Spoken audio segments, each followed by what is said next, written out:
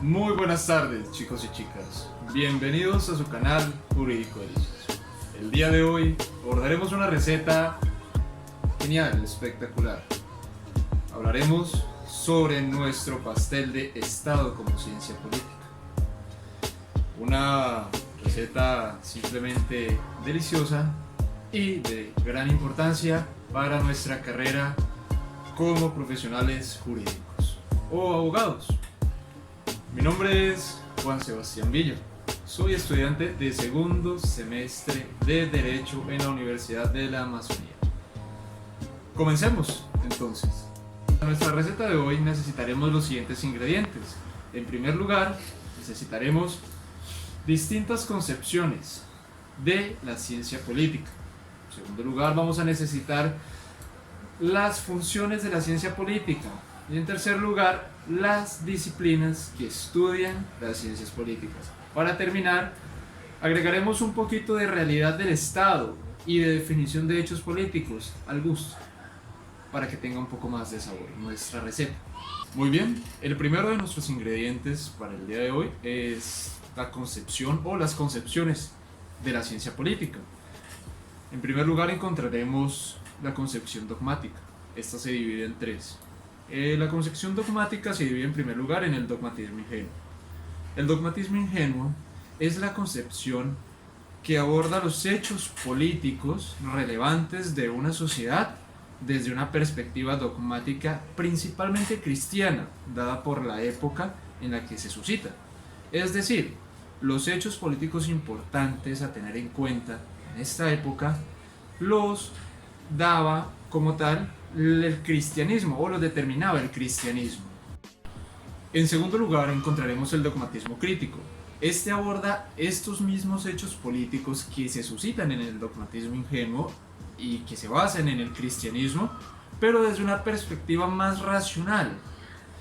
Es decir, ahora se buscan en estos hechos que estos mismos tengan un fundamento racional, un fundamento que tenga cabida dentro de lo explicable, dentro de lo tangible, no es solamente lo explicable por el dogma, por la fe. Y por último, encontraríamos el dogmatismo racionalista. Este dogmatismo racionalista pues se basa fundamentalmente y principalmente en el estudio de los hechos políticos desde la perspectiva del razonamiento humano. Tiene como principales exponentes a el señor Kant y filósofos idealistas del siglo XIX como René Descartes. El dogmatismo racionalista se fundamenta entonces en la razón y se suscita más o menos para la época de finales del siglo XVIII, principios del siglo XIX. Entonces vamos a encontrar que sobre esta época se da la Revolución Francesa. Y el dogmatismo racionalista constituye, este tipo de pensamiento, constituye una de las bases sobre la cual, las bases ideológicas sobre la cual se fundamenta la Revolución Francesa y se puede llevar a cabo como se llevó a cabo. Bien, estando la Revolución Francesa en auge, en pleno crecimiento, entonces aparece un nuevo movimiento dentro de la ciencia política y dentro de este ingrediente que es el materialismo histórico. El materialismo histórico aparece ya no para contribuir a la construcción de la ciencia política, sino para deconstruirla, descomponerla. Esta descomposición de la ciencia política supuso un gran traspié para el desarrollo de, valga la redundancia, la ciencia política, puesto que el materialismo histórico se da en esta época de la Revolución Francesa y en este momento se están dando grandes desigualdades sociales. Estas desigualdades sociales hacen ver que el eje fundamental del desarrollo de la sociedad debe ser por excelencia la economía.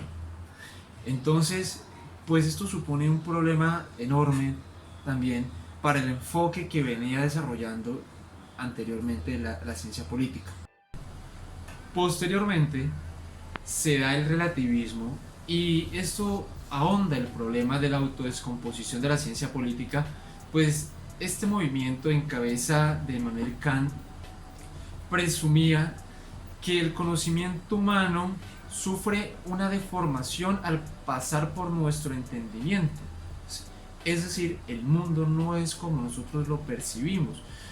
Y bueno, y todo esto viene a convertirse en un problema. ¿Por qué? Porque en realidad encontramos que para la ciencia política ya en ese momento es muy complejo elaborar postulados que tengan un carácter absoluto o universal, dado que todas estas escuelas de pensamiento presumen y promulgan que el pensamiento humano está sujeto al momento histórico y sociológico social en el que se desarrolla valga la redundancia, la sociedad. Adicionalmente, aparecen escuelas como el materialismo alemán y el positivismo francés que contribuyen a esta autodescomposición, pues lo que dicen básicamente es que no se puede llamar ciencia a una realidad que no es científicamente experimentable. Entonces, pues la ciencia política se ve en serios problemas al no tener ni postulados absolutos sobre los cuales trabajar, es decir, ideas que se mantengan de manera consecutiva a través de la historia, a través de los momentos históricos y sociales, ¿sí? Y al tener problemas para demostrar científicamente que se puede experimentar de alguna forma con esto. Ese es un problema que se suscita mucho en las ciencias sociales, pero que en este caso pues está presente en la ciencia política. Ante este panorama tan desconcertante para la ciencia política, aparecen entonces los mitos contemporáneos. Y los mitos contemporáneos son básicamente una necesidad que tiene la ciencia política de buscar postulados de carácter universal y absoluto, ¿sí? Para tener algún fundamento que le permita avanzar como ciencia y en la consolidación de este estatus de ciencia. El primer mito que se suscita es el de dar como absoluta la categoría de voluntad general, es decir, que la voluntad del pueblo sea la que prima de una u otra forma y los valores políticos a tener en cuenta en los hechos políticos son aquellos que exige completamente el pueblo. Un ejemplo de este mito contemporáneo es el Estado liberal burgués. Un segundo mito contemporáneo que se suscita en este momento es el de comprender al Estado como fin último de la actividad humana, pretendiendo así que el Estado sea como tal la concepción absoluta que se busca por parte de una sociedad. En este caso encontraremos ejemplos muy llamativos como son los estados totalitarios.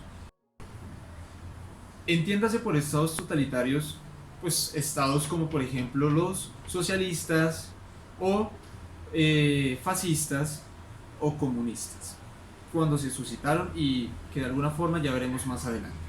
El panorama seguía siendo desolador.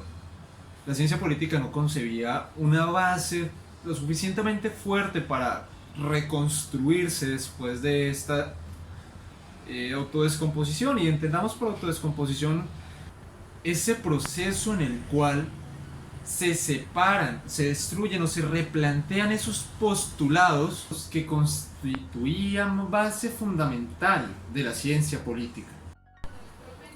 Agregamos entonces a nuestra receta estos postulados dogmáticos, mitológicos contemporáneos y metafísicos como el dulce de nuestra receta.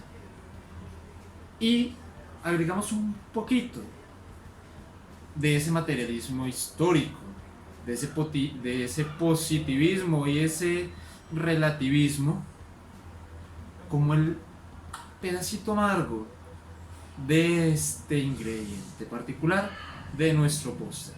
El segundo ingrediente que encontramos en nuestra receta de ciencia política como Estado, o de Estado como ciencia política, es la función de la ciencia política. Y aquí encontraremos tres sabores muy interesantes, por decirlo de este modo. El que le agrega Hermann Heller, el que le agrega Andrés Serra Rojas y el que le agrega Harold Lesworth. Heller planteaba tres funciones fundamentales y muy importantes para la ciencia política. Primero, debía ser descriptiva y analítica. En segundo lugar, debía ser interpretativa. ¿Interpretar qué? Pues el fenómeno político, los hechos políticos, y ya veremos qué es un hecho político. Y en tercer lugar, debía tener una posición crítica ante estos hechos políticos, cotejándolos con otros hechos políticos y con otras posturas frente a los mismos, valga la redundancia, hechos políticos. Andrés Serra Rojas, mexicano, pensaba que la función de la ciencia política estaba enfocada a organizar políticamente la sociedad, a enlazarla en una comunidad internacional y a revisar de manera profunda las políticas nacionalistas que le daban fortaleza a estas sociedades de manera individual y en esta comunidad internacional. Harold Lesworth aportaba sin embargo un sabor distinto. Si bien los autores anteriores consideraban a la sociedad como el eje fundamental de sus premisas y el desarrollo de la sociedad como el eje fundamental de sus premisas, este, sin dejarla de lado, apuntaba hacia un fenómeno más político y el ejercicio de este fenómeno político en la construcción del Estado, es decir, la relación intrínseca entre la teoría del Estado y el derecho, la ejecución del derecho en la construcción del Estado. Uno de los postulados más importantes del señor Laswell es una crítica muy profunda a la prensa capitalista de aquel entonces. Pues decía que las personas estábamos sujetas a la prensa y al periodismo de un modo muy similar al que se plantea en el mito de la caverna de Platón. De modo que la mayoría de las personas, por no decir todas, tenían la percepción del mundo que les daba en ese momento el periodismo y la prensa. Esto pues combinado con el auge de las tecnologías que se dan en el siglo, a finales del siglo XIX, principios del siglo XX y todo el transcurso del siglo XX, pues sumaba una gran problemática para el pensamiento crítico y racional, y así lo veía el señor Harold Laswell. Esto pues por mencionar alguna de las obras más importantes de el señor Laswell. En conclusión, se puede afirmar que la ciencia política solamente puede cumplir la función de ciencia si ofrece las tres características fundamentales del señor Heller, que recordemos, en primer lugar, era ofrecer una descripción, una interpretación y una crítica, una posición crítica del fenómeno político. En este caso, un ejemplo de ese fenómeno político es el Estado como hecho político. El tercer ingrediente de nuestra receta es la definición de qué es un hecho político y un ejemplo muy claro de qué es un hecho político, para el cual vamos a tomar el Estado como hecho político. En principio, un hecho político es una realidad de la humanidad, una realidad que se demuestra de una u otra forma en el subvenir y el desarrollo de la sociedad y que existe con una vigencia objetiva, es decir, tiene un propósito. Entonces encontramos al Estado como hecho político, y el Estado como hecho político pues tiene una connotación moderna, digamos, tiene un precedente histórico y un precedente moderno. En el presente histórico encontraremos la constitución de estados como hecho político en antiguas sociedades como la romana, como la griega. Sin embargo, una particularidad de estos estados, de estos hechos políticos que constituían ese estado, era que no permeaban la totalidad de estas sociedades. Porque tengamos en cuenta que estas sociedades eran exclusivistas, por decirlo de alguna forma, y que tenían tendencia también a dejar de lado o a dejar fuera de sus sociedades a cierta porción de la población que ellos consideraban no deseable por razones religiosas, raciales, ideológicas y demás. En cambio, en la concepción del Estado moderno como hecho político, pues si bien se mantienen ciertos precedentes, en este caso particularmente encontramos que el Estado moderno pretende permear todas las partes que constituyen ese Estado y todas las partes que constituyen la sociedad. Hablaríamos de la población, el territorio, ¿sí? Las políticas fiscales, económicas, religiosas y sociales, por supuesto. En conclusión, todas estas actividades, unidas o por separado, constituyen en sí mismo otros hechos políticos y por ende tienen una relevancia importante dentro del ejercicio de cada una de sus funciones. Agréguese al gusto de cada uno de ustedes estas disciplinas que constituyen el cuarto ingrediente de nuestra receta de Estado como ciencia política, que son las disciplinas que estudian el fenómeno político. ¿Y cuáles son esas disciplinas? En primer lugar tenemos la filosofía política, en segundo lugar la historia política y en tercer lugar la ciencia filosófico-histórica de la política.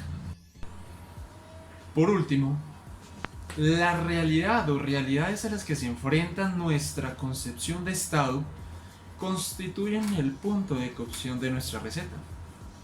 En primer lugar, encontramos el Estado y la sociedad comunista. Y bueno, ¿y qué es la sociedad comunista? La sociedad comunista como adjetivo, como término, surge a mediados de la Guerra Fría por la prensa capitalista occidental para denominar a la sociedad de los partidos del eje de la Unión Soviética. Este planteamiento de la sociedad comunista es muy interesante porque pues lo sitúa uno en una posición idealista. ¿De qué hablo? Marx planteaba que el comunismo era la fase siguiente al capitalismo, pero la parte posterior al socialismo.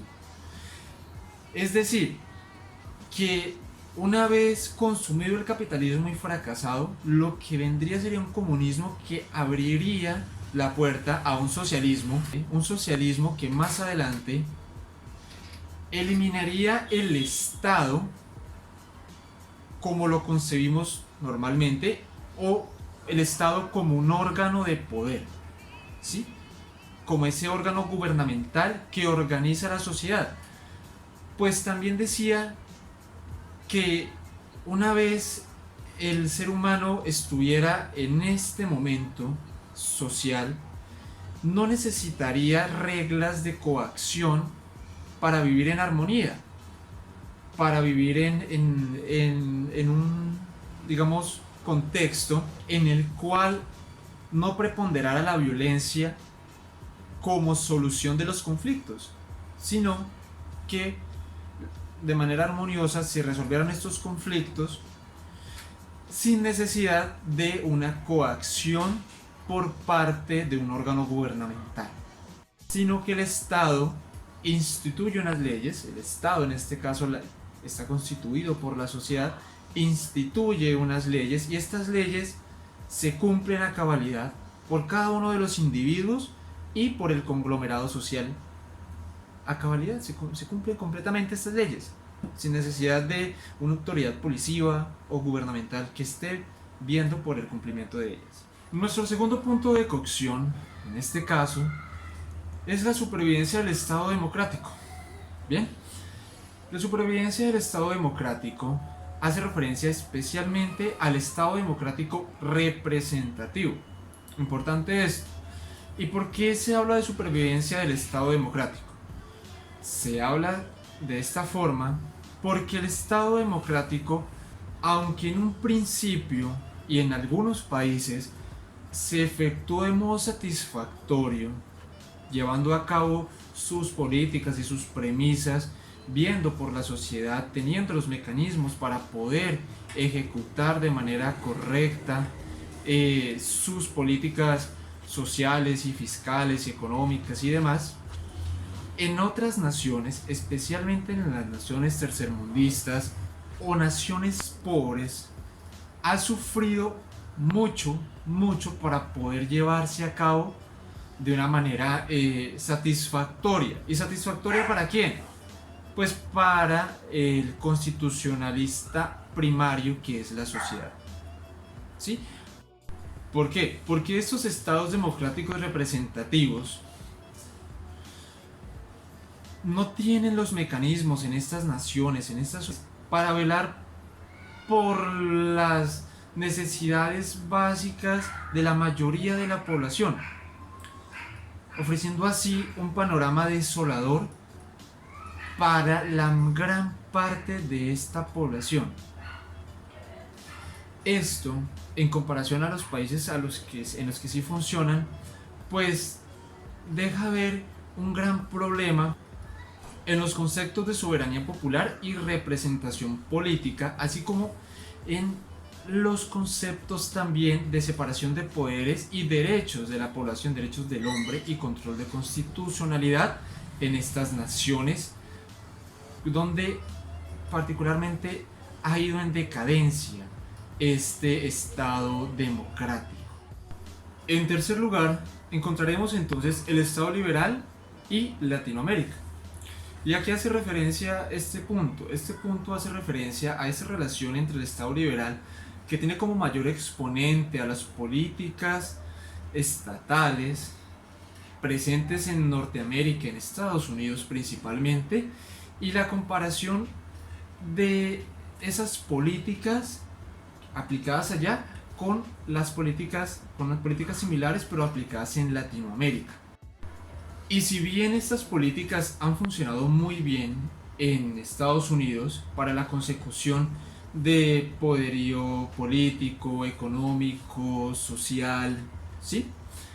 En Latinoamérica el panorama ha sido distinto, y al fracasar estos paradigmas tradicionales del Estado liberal, porque sencillamente no se pueden llevar a cabo porque hace falta músculo económico, porque hace falta madurez política para llevarlos a cabo, hace necesario que se instale una nueva concepción de ese liberalismo, algo que se llamó el neoliberalismo. Y es que bien entra en rigor el neoliberalismo, busca suprimir ese estado fantasmal, entre comillas, busca que ese estado adquiera políticas que le permitan ver por todas las partes de su sociedad que de una u otra manera han sido, o no han sido más bien, favorecidas con el Estado liberalista tradicional, interviniendo con estas políticas de manera puntual en sectores productivos para potenciarlos, ¿sí? Y pues también eligiendo así unos principios fundamentales que son los siguientes: la iniciativa individual o la posibilidad de privatización, ¿sí? En segundo lugar, las funciones estatales relacionadas con el interés público, es decir, un Estado enfocado en el interés de la sociedad. En tercer lugar, una democracia deseable. En cuarto lugar, una economía de mercado. Y por último, una eliminación del subsidio y la tributación al capital. Para dar fin a esta receta de Estado como ciencia política, podemos concluir, en primer lugar, que el Estado como ciencia es el resultado de años o siglos de desarrollo teórico práctico que vea el hecho político como el eje fundamental y objetivo de esta materia. En segundo lugar, el Estado en esencia y definición se encuentra en constante variación, la cual deviene de la evolución humana en materia social e histórica. Aunque hoy en día se reconozca como materia científica gracias a sus postulados universales, al ser una ciencia de carácter social no puede existir sin considerar la conducta humana y el devenir de la misma en la historia. Y como tercera conclusión, el Estado como ciencia solo puede constituirse de tal manera si se estructura sobre paradigmas dogmáticos, políticos, como método científico, para dar lugar al estudio y o comprobación de los hechos políticos. Y bien, con esto terminamos nuestra receta de cómo constituir al Estado como ciencia política. Espero les haya quedado claro, haya sido completamente entendible la materia, y cualquier inquietud que posean frente a este tema pueden dejármela en los comentarios.